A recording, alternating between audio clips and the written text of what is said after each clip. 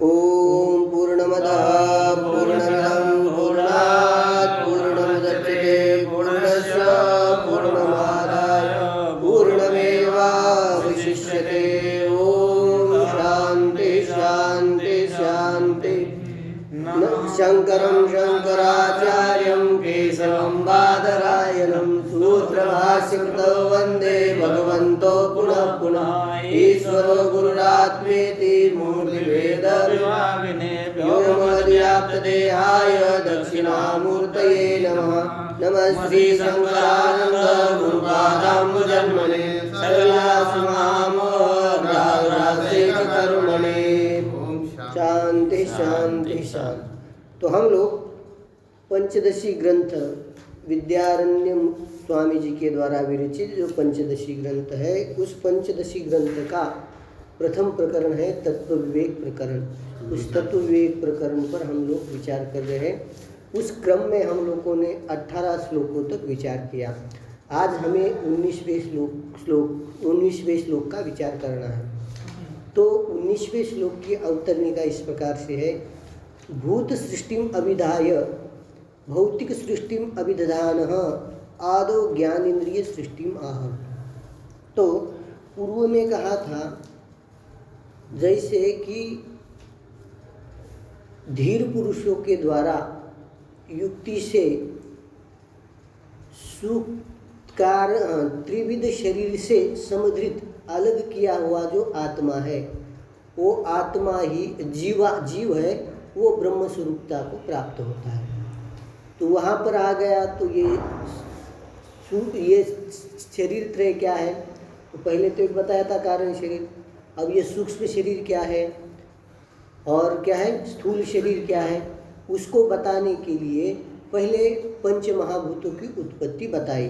तो पंच महाभूतों की उत्पत्ति का बोधक श्लोक था तम प्रधान भोगाय ईश्वर आज्ञा।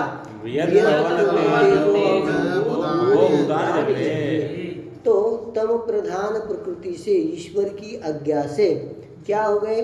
तो ये पंच महाभूत, ठीक है ना, आकाश आदि 5 भूतों की उत्पत्ति बताई जो कि सूक्ष्म शरीर के कारण है। सूक्ष्म शरीर के कारणभूत प्रथम भूतों की उत्पत्ति बताई। उसके बाद उन भूतों के द्वारा सूक्ष्म शरीर की उत्पत्ति अब बताने जा रहे हैं, ठीक है ना। तो उसी को कह रहे भूत सृष्टिम अभिधाय। भूत सृष्टि अब कह दी हमने अभी, ठीक है ना। तम प्रधान प्रकृति इत्यादि के द्वारा भूत सृष्टि का कथन करके, अभिधाय माने कथन करके, भौतिक सृष्टिम अभिदधान। भौतिक सृष्टि अभी भूतों से होने वाली सृष्टि को भौतिक सृष्टि कहते हैं, ठीक है ना। तो भौतिक सृष्टि का कथन करते हुए, अभिदधान माने कथन करते हुए, आदो ज्ञानेन्द्रिय सृष्टि आह। प्रथम ज्ञान इंद्रिय की सृष्टि कहते हैं, माने ज्ञान इंद्रिय की उत्पत्ति पंच महाभूतों के द्वारा प्रथम कहते हैं 19वें श्लोक के द्वारा। तो ये 19वें श्लोक में ज्ञान इंद्रिय की उत्पत्ति बताई और पंच ज्ञान इंद्रिय कौन से उसको भी बताया, ठीक है। तो देखिए सत्वांशैः पंचभिस्तेषां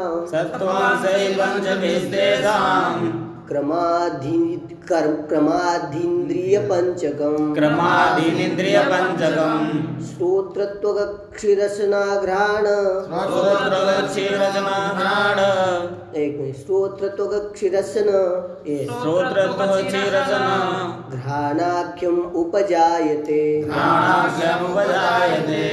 श्रोत्रत्वगक्षिरसन याद और घ्राणाख्यम उपजायते, ठीक समझ में। तो देखिए सत्वांशैः पंचभिः तेषां क्रमात् धी इंद्रिय पंचकम श्रोत्रत्वग अक्षिरसन घ्राणाख्यम उपजायते। पदच्छेद अन्वय देखिए तेषां पंचभिः सत्वांशैः क्रमात् श्रोत्रत्वगाक्षिरसन घ्राणाख्यम इंद्रिय पंचकम उपजायते। सरल है, लग गया सबको हमें, ठीक है ना। तेषां बाबा देखिए तेषां पंचभिः सत्वांशैः क्रमात् श्रोत्रत्वगाक्षिरसनाख्यम इंद्रियम पंचकम उपजायते। बात समझे, बात देखिए।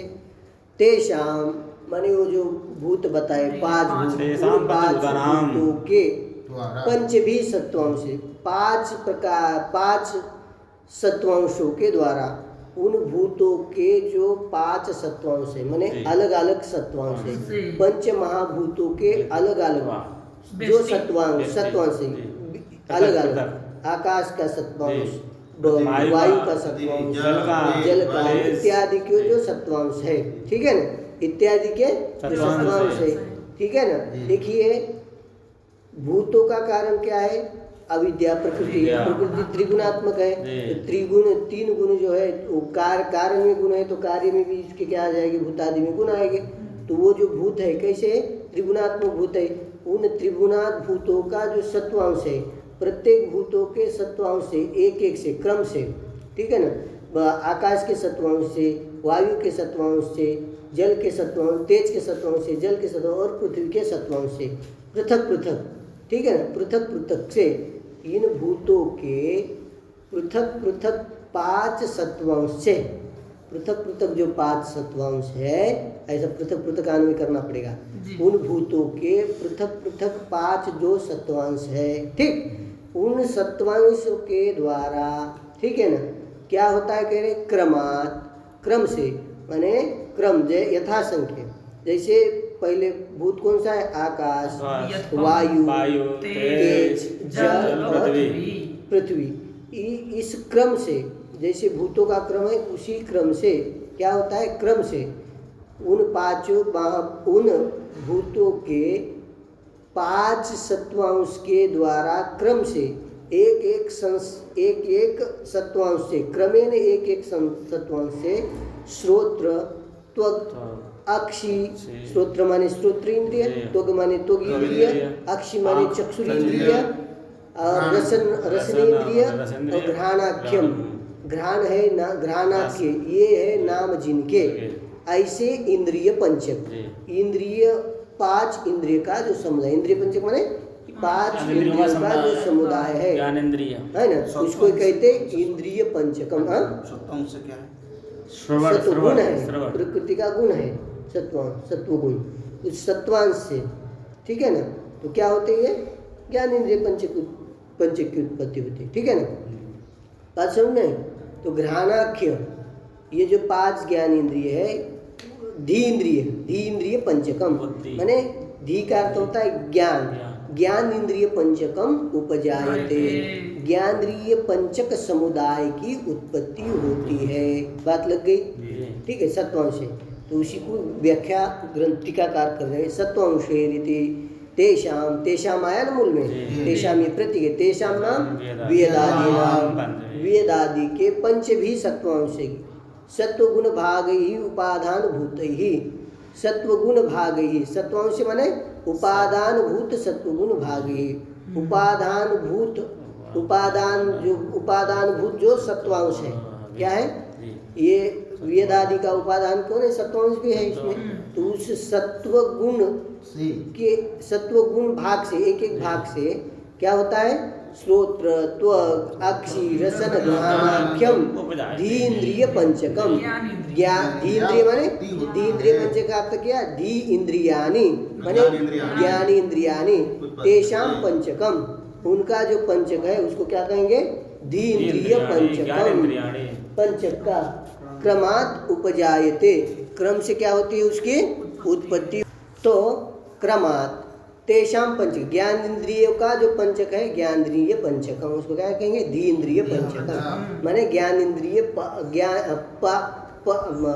ज्ञान इंद्रिय का समुदाय, उसको ज्ञान इंद्रिय पंचक कहते हैं, क्या कहते हैं, ज्ञान इंद्रिय पंचक कहते हैं, है ना। समुदाय अर्थ में पंच शब्द से कन प्रत्यय होता है, ठीक है ना, समुदाय अर्थ में होता है ना, कन प्रत्यय है ना, हाँ, कन प्रत्यय होकर के पंचक बनता है, तो ज्ञान इंद्रिय पंचकम माने ज्ञान इंद्रिय का, ज्ञान इंद्रिय जो 5 है उनका समुदाय क्रम से उत्पन्न होता है, एक भूत सत्वांश से, क्रम से माने एक भूत के सत्वांश, एक भूत के सत्वांश से एक इंद्रियम जायते, एक इंद्रिय क्रम से उत्पन्न होते हैं, ये इसका श्लोक का अर्थ है, ठीक, समझिए बात, बहुत बढ़िया। और इसके बाद क्या है, देखिए, सत्वांशाणां प्रत्येकम असाधारण कार्यानि अभिधाय सर्वेषां साधारणं कार्यम् आहम्, अब ये 20वें श्लोक में अंतःकरण की उत्पत्ति और उसके भेद बताएंगे। क्या बताएंगे? अंतःकरण की उत्पत्ति और उसके भेद बताएंगे। ठीक है ना। सत्वांशानाम प्रत्येक सत्वांश का असाधारण कार्य बता दिया। असाधारण कार्य मैंने तत्त भूतों का एक विशेष कार्य माने असाधारण कार्य माने आकाश का श्रोत्र इंद्रिय ये विशेष कार्य है ना। तो असाधारण कार्य तो प्रत्येक सत्वांश का माने आकाश के सत्वांश का श्रोत्र इंद्रिय रूप जो कार्य विशेष कार्य असाधारण माने विशेष कार्य विशेष असाधारण कार्य उसको सत्वांश का प्रत्येक सत्वांश का असाधारण कार्य को कह के सर्वेषां साधारणम कार्यम आह। अभी सभी भूतों के जो सत्वांश है उस सत्वांश से सभी का मिलकर एक कार्य होगा तो वो क्या होगा? साधारण कार्य होगा। क्या कार्य होगा? वो साधारण कार्य। सभी का मिलकर जब एक कार्य होता है तो वो क्या हो जाएगा? साधारण कार्य। और एक से मिलकर एक से जो कार्य होगा उसको क्या कहेंगे? असाधारण कार्य कहेंगे। तो सभी से मिलकर जो कार्य होगा उसको क्या कहेंगे? साधारण। तो वे जो 5 महाभूतों के सत्वांश है उन सत्वांशों मिलित सत्वांशों का जो साधारण कार्य है उस साधारण कार्य कौन है? तो अंतःकरण उसको बता रहे हैं। ठीक इसे तर्जमान नहीं है यहाँ पे साधारण तैरंतकरणं सर्वैर वृत्तिभेदेन तद्विधा मनोविमर्श रूपं स्यात् बुद्धि स्यात् निश्चयात्मिका। क्या कह रहे थे आप? साधारण कारण असाधारण वही बात है। साधारण कारण आपके नौ है। साधारण कारणों से जन्य कार्य होता है उसको साधारण कार्य कहिए। असाधारण कारणों से जन्य होता है वो कार्य असाधारण कारण होता है। माने यहाँ मतलब एक ही कारण से जन्य का कार्य क्या हो जाएगा? असाधारण कार्य। और अनेक कार्य से जो कार्य होगा उसको क्या कहेंगे? साधारण कार्य। तो भूतों के मिलित सत्वांश से अनेकों से मिलकर एक ही कार्य हो रहा है तो उसको साधारण कहेंगे। और भूतों के पृथक सत्वांश से एक सत्वांश से एक इंद्रिया हो गई तो उनका वो असाधारण कार्य हो गया, विशेष कार्य हो गया। तो वो उनके साधारण कारण बता रहे, साधारण कार्य बता रहे। सभी पंच महाभूतों के सत्वांश का है ना, सत्वांश का जो साधारण कार्य उसको कह रहे 20वें श्लोक के द्वारा। तो तैहि सर्वैहि, देखिए तैहि अंतकरणम सर्वैहि वृत्तिभेदेन तद्विधा। ठीक, मनः विमर्श रूपम स्यात् बुद्धि स्यात् निश्चयात्मिका। बात समझ में आई? अब अन्वय देखिए, तैहि सर्वैहि अंतकरणम यहाँ तक आइए। अंतकरणम तद वृत्तिभेदेन द्विधा, तद वृत्तिभेदेन द्विधा लग गया है ना। विमर्श रूपम मनोस्यात् निश्चयात्मिका बुद्धि स्यात्। लगा नहीं लगा तो फिर से बताता हूँ। तैहि सर्वैहि अंतकरणम तत् वृत्तिभेदेन द्विधा विमर्श रूपम मनोः स्यात् निश्चयात्मिका बुद्धि स्यात्। लगा ठीक है। तैहि सर्वैहि, उन तैहि मने भूतों के सत्वांश से, सभी भूतों के सत्वा। तैहि सर्वैहि, उन सभी भूतों के सत्वांश से मिलकर, सत्वांश से सभी भूतों के सत्वांश से 5 भूतों के, तैहि सर्वैहि मने उन 5 भूतों के सत्वांश से अंतकरण होता है। अंतकरणम जायते, ऐसा अध्ययन कीजिए आप, है ना।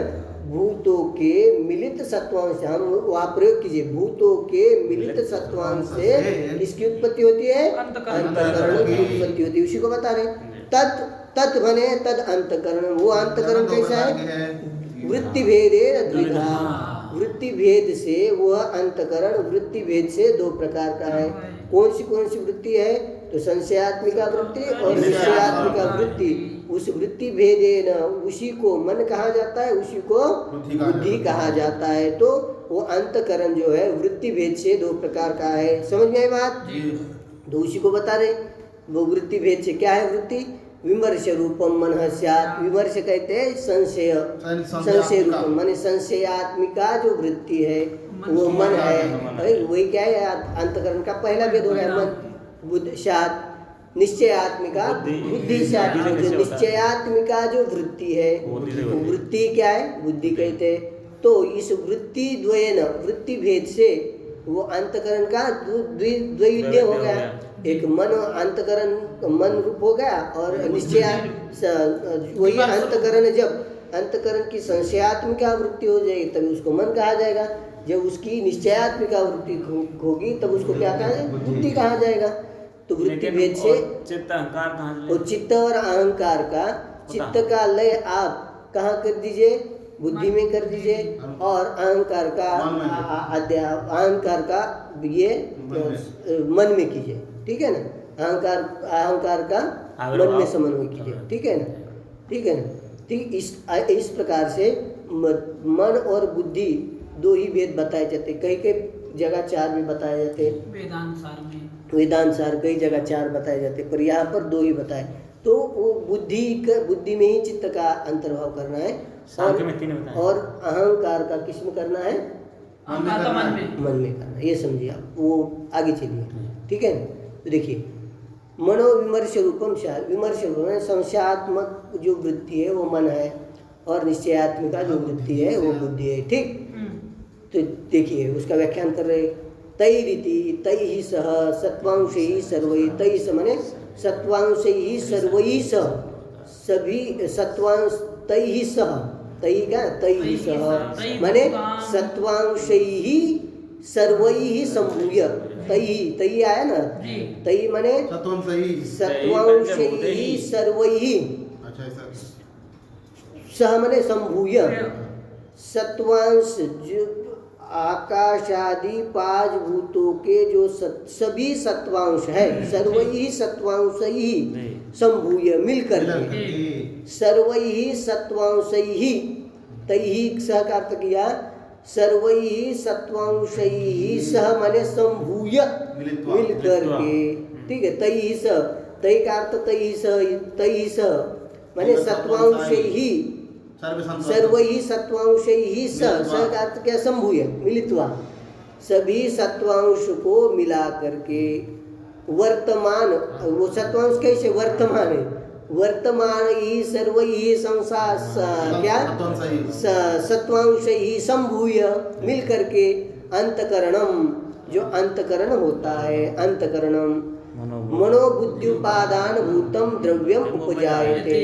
मन और बुद्धि का उपादान है वो अंतकरण। क्या है, मन और बुद्धि का उपादान भूत है वो, और क्या है वो, द्रव्य है। स्पष्ट लिखा, अंतकरण क्या है वेदांत में, अंतकरण अन्य वस्तु तो नहीं, मन बुद्धि ही तो अंतकरण अस्ति, अन्य वस्तु तीसरी वस्तु अस्ति। अंतकरण मन बुद्धि ही एव अंतकरण अस्ति। शृणोतु किं वदति अयं ग्रन्थकारः, किं वदति, अंतकरणस्यैव वृत्तिभेदेन द्वैविध्यमस्ति। मन तथा बुद्धि।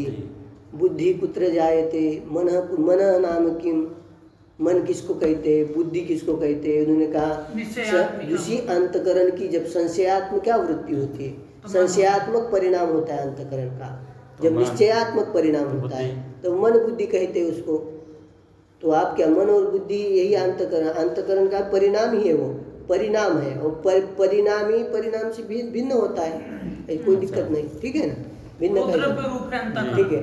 तो कह रहे कि मनो बुद्धि उपादान भूतम द्रव्यम। मन और बुद्धि का उपादान कौन है, अंतकरण है कि नहीं उपादान।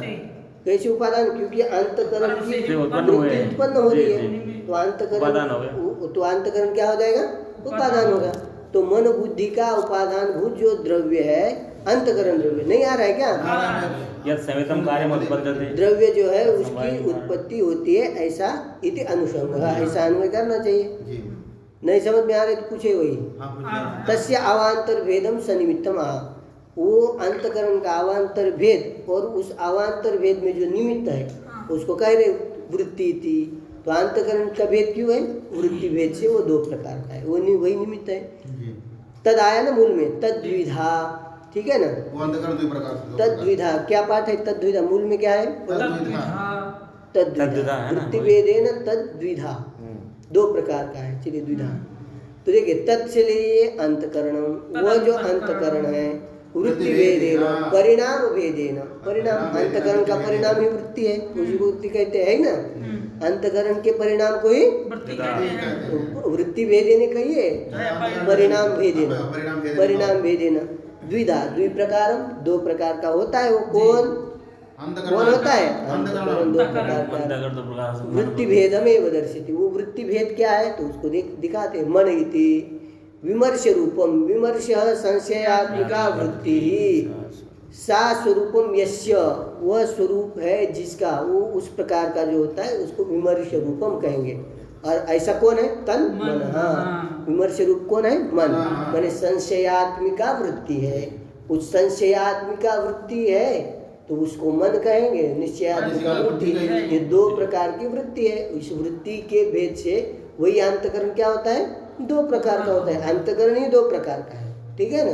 अंतकरण दो प्रकार का है। वो अंतकरण वास्तविकता मन और बुद्धि उस अंतकरण से भिन्न नहीं है, अंतकरण ही है वो, अंतकरण से वो कोई अलग नहीं है, परंतु उसके भेद है, उसका ही परिणाम विशेष है। समझ में आई बात? ठीक है ना। निश्चयात्मिका, निश्चयात्मिका कहा ना, निश्चयात्मिका बुद्धि। निश्चय किसको कहते हैं? अध्यवसाय। निश्चयो नाम आद्य, अध्यवसाय निश्चय, पर्याय शब्द दो।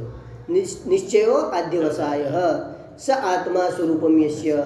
निश्चयात्मिका कहा ना, निश्चय माने अध्यवसाय है, स आत्मा माने स्वरूपम, निश्चय अध्यवसाय स एव आत्मा स्वरूपम यस्याः सा निश्चयात्मिका। वो कौन हो जाएगी? बुद्धि। कौन हो जाएगी? बुद्धि। बात समझ में आ रही ना? निश्चयात्मिका, निश्चयात्मक माने अध्यवसाय, निश्चयात्मक जो वृत्ति है, ठीक है ना, वृत्ति वही स्वरूप है जिसका, सा निश्चयात्मिका, वो निश्चयात्मिका, सा वृत्ति, उसी वृत्ति को बुद्धि, सा वही वृत्ति क्या है? बुद्धि होती है, उसी को बुद्धि कहते हैं हम, ठीक है ना। सा बुद्धि सा, ठीक लग गई? पंक्ति लग गई ना? कर्म प्राप्तानां रजोंशानां प्रत्येकम असाधारण कार्याणि आह। अब क्रम प्राप्त, अब सत्व आकाश आदि के सत्वांश के जो कार्य है उनको बता दिए। अब आकाश आदि के रजांश के कोई कार्य है का जो कार्य है उसको बताए, उसका क्रम से प्राप्त हो गया। क्रम प्राप्तानां रजोंशानां, क्रम से प्राप्त आकाश आदि की जो रजांश है, वो रजांश प्रत्येक आकाश आदि के, आकाश आदि प्रत्येक के जो रजांश है, उन रजांश का असाधारण कार्य, यानी उन रजांश के जो असाधारण कार्य है, उन असाधारण कार्य को कह रहे हैं। कौन असाधारण कार्य है? तो इसमें कर्मेंद्रिय पंच की उत्पत्ति बता रहे हैं, ठीक है। 21वें श्लोक के रजोंशैः पंचभिस्तेषां, रजोंशैः पंचभिस्तेषां क्रमात् कर्मेन्द्रियाणि तु, क्रमात् कर्मेन्द्रियाणि तु वाक्पानिपादपायु, वाक्पानिपादपायु एक मिनट, वाक्पानिपादपायुप, वाक्पानिपादपायु स्थाभिधानानि जग्गिरे, स्थाभिधानानि जग्गिरे, ठीक है। वाक्पाद पानिपाद पायुप स्थाभिधानानि जग्गिरे, ऐसा है, ठीक है। आगे समझ में? वो इसको नहीं आया, आप गिन ले अक्षर 8 स्थाभिधानानि जग्गिरे, ठीक है ना। हाँ, तो रजांश ही पंचवित्तेषाम माने उन भूतों के 5 जो, हाँ चलिए अन्वय कीजिए। तेषाम रज पंचभी रजांश ही क्रमात् वाक् पानी पाद पायु स्थाभिधानानि कर्मेंद्रियाणि जग्गिरे। अब ये साथ में होना चाहिए, परंतु वो जो पाद जो है ना, पाद 8 अक्षरों का पाद होता है ना, वो पाद की पूर्ति के लिए पकार को इधर लिया, स्था को अलग अलग कर दिया थोड़ा। किसके लिए? पाद के लिए, ठीक है ना। हाँ, क्रमात् इंद्रियाणि जगरे।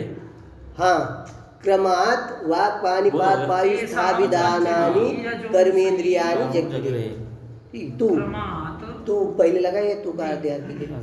हाँ, तेषाम माने उन भूतों के पांच उन भूतों के पांच जो रजांश है, मिलित रजांश है, उन रजांश के द्वारा मिलित की पृथक मिलित अच्छा पृथक सॉरी यहाँ तो पृथक हो रहा है। अच्छा इंद्रिय बताने हैं ना, तेषाम माने उन पंच महाभूतों के, ठीक है ना, पंच भी सत्वांश थे, माने पृथक पृथक सत्वांश के द्वारा क्रम से पहले आकाश के रजांश से, फिर वायु के रजांश से, फिर ऐसे तेज के रजांश, फिर जल के रजांश, फिर पृथ्वी के रजांश से, क्रम से यथासंख्य, ठीक है ना। क्या होता है क्रम से?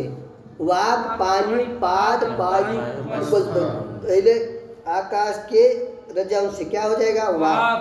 वायु के रजांश से पाद, और तेज के रजांश से पाद, है ना, और जल के रजांश से वायु, और पृथ्वी के रजांश से उपस्थ अभिधानानि, उपस्थ इत्यादि नाम है जिनके। ऐसे कर्मेंद्रियानि, इस प्रकार से जो कर्मेंद्रिय है, इस प्रकार के जो कर्मेंद्रियानि जगिरे, कर्मेंद्रिय उत्पन्न हो गए, जगिरे। ठीक, बात समझ में आई? रजांशे ही इति, ठीक है, ये प्रतीक है, उसका व्याख्यान कर। तेषां वेदादीनाम एव पंच भी रजांशे ही, रजो भागैस्तु उपादान भूतैः, रजो भागैः उपादान भूतैः रजोंशैः, क्रमात्, क्रम से लगाइए, रजोंश भी वाग पाद पानी पाद पायुपस्थाभिधानानि एतन्नामकानि, अभिधानानि ना एतन्नामकानि कर्मेंद्रियानि, कर्मेंद्रियानि क्रियाजनकानि इंद्रियानि कर्मेंद्रियानि। क्रियाजनक ये जो इंद्रिय है, क्रिया के जनक होने से उनको क्या है? कर्मेंद्रिय। तो क्रियाजनकानि इंद्रियानि जगिरे, क्रियाजनकानि कर्मेंद्रिय उत्पन्न हो गए, जगिरे। ठीक, अब इसके बाद देखिए, रजोंशाणाम एव साधारण कार्यम आह। अब इसके बाद रजांश है, क्या है? रजांशाणाम एव साधारण, रजांश माने पंच महाभूतों का जो रजांश है, मिलित रजांश है ना, मिलित रजांश से जो साधारण कार्य होगा उनसे, उस कार्य को कह रहे हैं। क्या होता है? तो मिलित रजांश से पंच प्राण की उत्पत्ति बताने जा रहे हैं। ठीक, बात समझ आई? तो 22वें श्लोक में उसको बता रहे हैं, किसकी उत्पत्ति बता रहे हैं? प्राण की, पंच प्राण। देखिए 22 तैः सर्वैः सहितैः, तैः सर्वैः सहितैः प्राणो, तैः सर्वैः सहितैः प्राणो, वृत्तिभेदात् स पंचधा, प्राणोपानः समानश्च, एक मिनट, प्राणोपान समानश्च,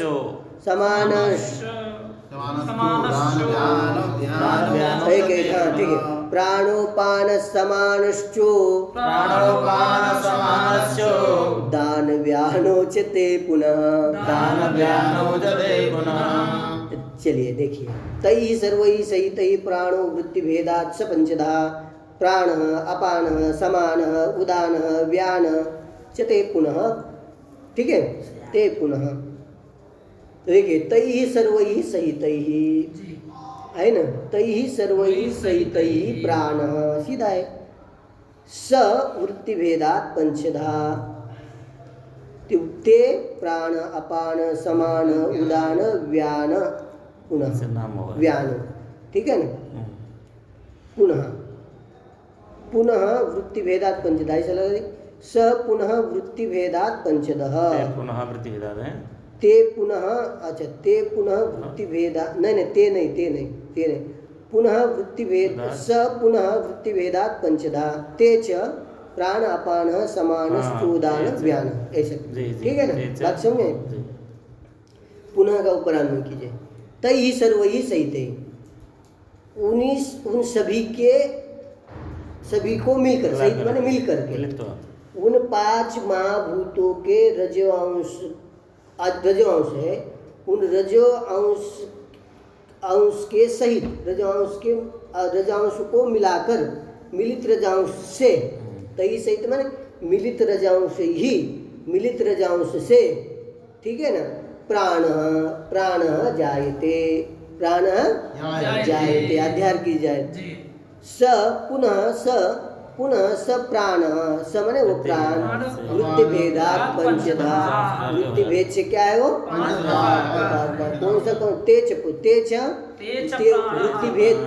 भेद क्या है, वृत्ति भेदात 5 प्रकार का है। तो उसकी वो जो 5 प्रकार है उसको बताओ। ते माने वो जो पांच प्रकार का प्राण है उसको बता रहे। प्राणो अपान समान, प्राण है एक, अपान है, समान है, उदान है और व्यान है, ठीक है ना। वृत्ति भेदात, वृत्ति शब्द का अर्थ होता है कार्य भेद से अथवा स्थान भेद से। वो प्राण कैसा है, 5 प्रकार का है। जैसे आपने श्लोक सुना होगा, हृदय प्राणो गुदे अपान समानो नाभिमंडले ठीक है। क्या श्लोक है, मैं एक बार बोलता हूँ। हृदय प्राणो गुदे अपान समानो नाभिमंडले उदान कंठदेशे शात आगे व्यान सर्व शरीरगः, ये श्लोक है। चलिए, तो इस प्रकार का ये श्लोक है। तो स्थान भेदेन प्राण क्या है, भिन्न भिन्न। स्थान क्या है, वही प्राण जब कहाँ रहता है, हृदय में रहता है तो उसको प्राण शब्द से कहेंगे। हृदय पान गुदे आपान, गुदा देश में रहता है तो उसको क्या कहेंगे, अपान कहते हैं। हृदय प्राण गुदे अपान समान नाभि मंडल में रहता है तो उसको समान कहते हैं। कंठ देश में रहता है उसको उदान कहते हैं। और सर्व शरीर में रहने से उसी को क्या कहते हैं, व्यान कहते हैं। और वृत्ति उसकी जो क्रिया है, क्रिया भेद, प्राण की क्रिया है, प्राणन क्रिया, अपानन क्रिया, व्यानन क्रिया, उदानन क्रिया और व्यानन क्रिया, ठीक है ना। प्राण की क्रिया क्या है, मुख नासिका के द्वारा प्रश्वास लेना, करने वाला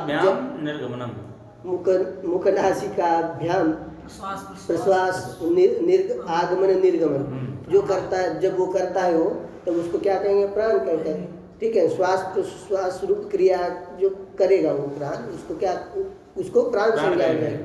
जब वो अपान है, मतलब गुदा देश में रह करके अपान आदि वायु को छोड़ देता है, नीचे से निस्सरण करता है, इसलिए क्या है, अपान है, उदान है, समान है। खाए हुआ जो अन्न है उसको सभी शरीर में समीकरण कर देता है, सभी में पहुंचा देता है, ठीक है। समीकरण क्रिया से उसको क्या कहते हैं, समान कहते हैं प्राण। और उदान कहते हैं, उदान क्या है, वो जो अन्न है आपका, अन्न हाँ डकार आदि क्रिया जो आता है तो अन्न को ऊपर की ओर ले जाता है, ठीक है ना, शरीर के ऊपर हाँ ले जाता है, इसलिए क्या कहते हैं उसको, तभी उसको उदान कहा जाएगा। तो व्यान माने सभी प्राण में, सभी शरीर में व्याप्त है, व्याप्त रह के क्रिया करता है, इसलिए उसको क्या कहते हैं, व्यान। इस प्रकार से वृत्ति भेद माने क्रिया भेद से एक ही प्राण 5 प्रकार का होता है, ठीक, यही बताया, ठीक है। तर्क संग्रह की बात कही आप, ठीक है ना। तई सर्वै, टीका देखिए, तई सर्वैरिति सहितैहि संभूय, सहितै का अर्थ क्या, समूह, तई सर्वैहि संभूय, उन सभी रजोअंश से मिलकर संभूय, उन सभी रजोअंश से मिलकर जो कारणता को प्राप्त ही मिलित पंचभूतों के रजोवंश से, परिभाषा में बोलते थे, बढ़िया, ठीक है। वो उसकी वो यहाँ पंक्ति लगानी है ना, वो तो मिलित रजोवंश से प्राण उत्पन्न होता है, उसमें कोई खास नहीं। सभी पंच महाभूतों के मिलित रजोवंश से प्राण होता है। यहाँ पंक्ति लगानी है आप लोगों को, पंक्ति लगानी पड़ेगी। तई सर्वई सहितई संभूते, उन सभी रजो अंश से मिलकर के जब कारणता को वो प्राप्त होते, सभी रजो अंश मिलकर के कारणताम गतही, सभी मिलकर के जब कारणता को प्राप्त होते हैं, उनके द्वारा, उन रजो अंशों के द्वारा प्राणो जायते। पंक्ति भी लगाने, कारणताम गतही, कारणताम गतही माने कारणता प्राप्त होती है। हाँ, कारणता को प्राप्त हुए वो रजोंश के द्वारा प्राणो जायते इति शेषः। ठीक है ना, याद ध्यान करना इस प्रकार से। तस्य अवांतर भेदम, उसी के अवांतर भेद कहते हैं। वृत्ति भेदात स पंचधा इत्यादि। स प्राणो वृत्ति भेदा, वो प्राण वृत्ति भेद से प्राणनादि, प्राण है ना, प्राणनादि माने प्राणन अपानन व्यानन आदि व्यापार भेदात। प्राणन आदि किया ना, प्राणन आदि से लेना, प्राणन अपानन व्यानन इत्यादि जो व्यापार है, कुछ व्यापार भेद से पंचधा माने पंच प्रकार भवति, 5 प्रकार का होता है। वृत्ति भेदाने दर्शयते प्राण इति ते पुनः ते तु भेदाः, ते तु भेदा, वो जो है भिन्न भिन्न प्राण है। कौन? प्राणादि शब्दवाच्या इत्यर्थाः। प्राणादि शब्दवाच्य ते प्राणादि शब्दवाच्याः प्राणापान समान उदान व्यानः। क्या बोली है? पंच प्राण अन्य और अस्ति ना। तो उससे क्या करना है, उन्होंने नहीं गिना यार, तो है वहाँ, उनको भी पांच वेद कैसे लगाएंगे? है 5 है, उसी का इनमें अंतर्भाव क्या है, वह वेदांत सार में जाइए देख लीजिए, है ना। 5 वो जो 5 प्राण है, ठीक है ना, वो अन्य भी 5 प्राण मानते हैं, धनंजय इत्यादि जो कर्म कूर्म देवदत्त और धनंजय, इन 5 का इसी में अंतर्भाव करते हैं। ठीक है ना, वेदांत सार में क्या है उसमें देख लीजिए।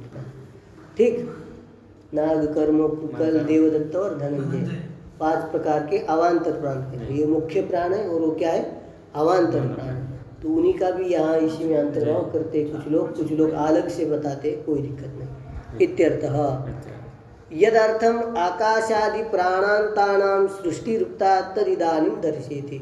अब जिसके लिए आकाशादि प्राणां, आकाशादि से लेकर के प्राणों की सृष्टि बताए, प्राणों तक जो सृष्टि बताई है, वो प्राणांतानां सृष्टि रूपता तदिदानीं दर्शयति, उसका प्रयोजन अभी इस समय दिखा रहे। अब आधे घंटा हो गया आपको यहाँ बैठे, आधा भी घंटा नहीं हुआ है, मैंने कहा तो तुरंत आपका समय हो गया है। चर्चा कहाँ से आ रही? तो ध्यान नहीं दीजिए ना, बात ये नहीं ऐसे ना, महापुरुष है। ऐसे 4-5 चलिए, हो जाएंगे तो याद भी तो करना ही है। तो अभी वो बेटा ये होता है ना, अब ये सरल श्लोक है, आगे चले। कठिन आएंगे, कभी 2 ही होंगे, कभी 1 ही होगा। अब ये सरल श्लोक है, तो ज़्यादा हो जाए तो अच्छा है ना, बुद्धि है। चलिए सुनो, यदर्थम आकाशादि प्राणांतानां सृष्टि रूपता तदिदानीं दर्शय। मुझे भी याद कर देना, मुझे नहीं करने यार, मुझे भी करने हैं, ठीक है ना।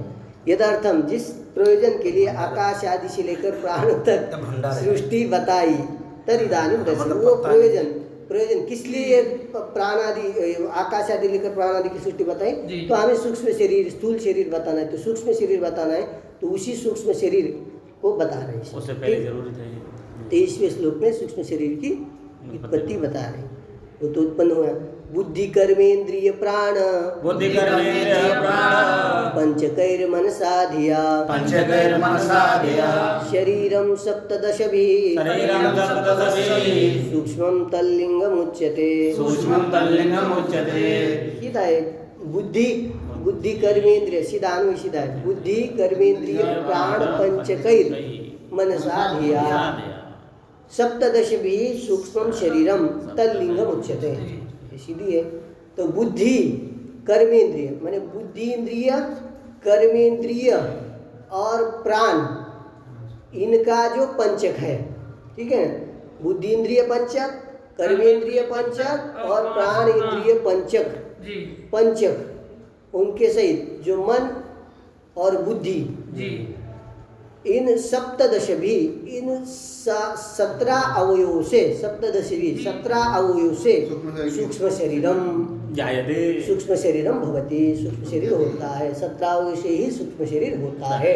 जायते मत कीजिए, होता है। तल्लिंगम, उसी को लिंग शरीर भी कुछ लोग कहते हैं। लिंग पद का भी अभिधेय वो है, ठीक है ना। लिंगम को से हेतु ले ले धूम का ना लिंगम अर्थम का वो लिंग नहीं लेना, लिंग का अर्थ है, ठीक है, लिंग रूढ़ है। प्राणादि में ये सूक्ष्म शरीर में रूढ़ है, ठीक है। तो देखिए बुद्धियो ज्ञानानि कर्माणि, बुद्धि है ना, आया ना ऊपर, बुद्धि तो आने के, तो बुद्धियो माने ज्ञानानि, कर्म माने कर्म है तो उसका अर्थ क्या कर्माणि। बुद्धि कर्म का अर्थ क्या ज्ञानानि कर्माणि। ज्ञान और कर्म, ज्ञान बुद्धि का अर्थ क्या ज्ञान, ज्ञानानि के लिए ज्ञानानि का कर्म ज्ञान इसलिए कर्माणि। कर्माणि का अर्थ क्या व्यापार, बुद्धि का अर्थ क्या ज्ञान, कर्म का अर्थ क्या व्यापार। ठीक, बुद्धि का अर्थ क्या किया ज्ञानानि, कर्म का अर्थ क्या किया व्यापार। तज्जनकानि इंद्रियानि, ठीक है ना। ज्ञान और व्यापार उनके जनक जो इंद्रिया है उन इंद्रियों को कहेंगे बुद्धि इंद्रिय और कर्म इंद्रिय। ज्ञान के जनक होने से उनको ज्ञान इंद्रिय कहा, और कर्म के व्यापार के जनक होने से उनको कर्म कहा। वही बात कह रहे है ना। बुद्धियो ज्ञानानि कर्माणि व्यापाराः, कर्माणि व्यापारा। तज्जनकानि इंद्रियाणि, उनके जनक क्या है इंद्रिया है। लेकिन इसमें कोष्टक थोड़ा सा दे देना चाहिए, इंद्रियाणि ऐसा तो स्पष्ट समझने में स्पष्ट, जैसे यहाँ तक हम समझे बुद्धियो इंद्रियाणि थोड़ा सा, फिर कर्माणि व्यापार। हाँ, उसमें ज्ञानानि तक ये कर लीजिए, ज्ञानानि में कॉमा कर दीजिए। कर्मेंद्रिया व्यापार अलग लिखना है, ठीक है। बुद्धि इंद्रियानि कर्मेंद्रियानि चैत्यर्थ, जिसका अर्थ क्या बुद्धि कर्मेंद्रिय का अर्थ क्या बुद्धि इंद्रिय और कर्मेंद्रिय, ज्ञानेन्द्रिय कर्मेंद्रियानि चैत्यर्थः। बुद्धि कर्मेंद्रियानि च प्राणाश्च बुद्धि कर्मेंद्रिय प्राण, इसमें समाज बुद्धि कर्मेंद्रिय क्या कर दिया, बुद्धि कर्मेंद्रियानि च प्राणाश्च, बुद्धि कर्मेंद्रिय इंद्रिय का बुद्धि के साथ भी कर्म के साथ बयान हो गए। बुद्धि कर्मेंद्रियानि च प्राणाश्चेति बुद्धि कर्मेंद्रिय प्राणाः तेषां पंचकम, बुद्धि कर्मेंद्रिय पंचकम तेषां पंचकानि बुद्धि कर्मेंद्रिय प्राण पंचकानि, बुद्धि कर्मेंद्रिय प्राण पंचकानि तैः बुद्धि कर्मेंद्रिय प्राण पंचकैः, लगा प्राण पंचकैः मनसा विमर्शात्मकेन धिया निश्चय रूपया। मनसा क्या ना, मनसा माने विमर्श रूपेण माने संशयात्मकेन मनसा, निश्चयारूपया बुद्धिया, निश्चयात्मक बुद्धिया, निश्चयात्मक बुद्धिया सह, है ना।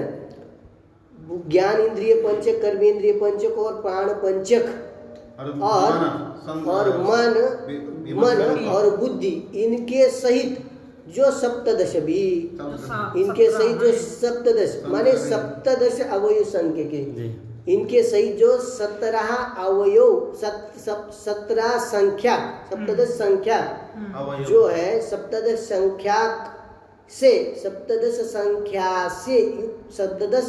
संख्या वाला जो है, उससे क्या होता है सूक्ष्म शरीरम भवति, उससे सप्तदश संख्या का ही सूक्ष्म शरीरम भवति, सप्तदश संख्या से युक्त होकर के सूक्ष्म शरीर होता है। ठीक है। तस्य इयम संज्ञांतरम, उसी की ये संज्ञा अवांतर अन्य संज्ञा भी कहते क्या, तल्लिंगम इति उच्यते वेदांत, कुत्र उच्यते वेदांत में ही उनको ही क्या कहते लिंग कहते हैं। ठीक है ना। इस प्रकार से सूक्ष्म शरीर को बता दिया। इस प्रकार सूक्ष्म शरीर को कह करके तदाभिमानित्व युक्तम प्राज्ञ ईश्वरयो अवस्थान्तरम दर्शित, वो सूक्ष्म शरीर को कहते हैं उस प्राज्ञ और ईश्वर की जो अवस्थान्तर है, उनको आगे के श्लोक में 23-24वें श्लोक में दर्शाते हैं, उसको हम कल दर्शाएंगे। ठीक है। ओम पूर्णमदः